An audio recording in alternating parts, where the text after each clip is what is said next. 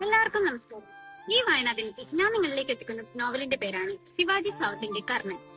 1995 ഭാരതീയ ജ്ഞാനപീഠത്തിന്റെ മൂർത്തിദേവി പുരസ്കാരം ലഭിച്ച ഈ പുസ്തകം മലയാളികൾ വായിച്ചിരിക്കേണ്ട ഒന്ന് തന്നെയാണ്. മറാത്തി ഭാഷയിൽ രചിക്കപ്പെട്ട ഈ പുസ്തകം മൃത്യുഞ്ജയ എന്ന പേരിലും അത് മലയാളത്തിലേക്ക് തർജ്ജമ ചെയ്തപ്പോൾ കർണൻ എന്നും നാമകരണം ചെയ്തു. കർണന്റെ ജീവിത കഥകൾ ആസ്പദമാക്കി എഴുതിയ ഈ നോവൽ 6 കേന്ദ്ര കഥാപാത്രങ്ങൾ അവരുടെ ജീവിതാനുഭവങ്ങൾ വിവരിക്കുന്നു എന്ന രീതിയിൽ 9 അധ്യായങ്ങളാണ് എഴുതിയിട്ടുള്ളത്. ആരായിരുന്നു കർണൻ?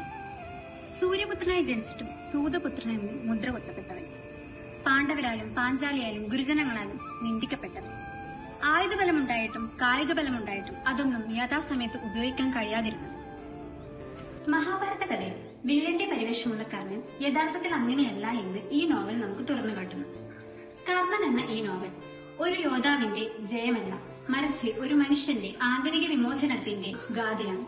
ഈ പുസ്തകം നമ്മുടെ ലൈബ്രറിയിൽ ലഭ്യമാണ്. എല്ലാവരും വായിക്കുമെന്ന് പ്രതീക്ഷിക്കുന്നു.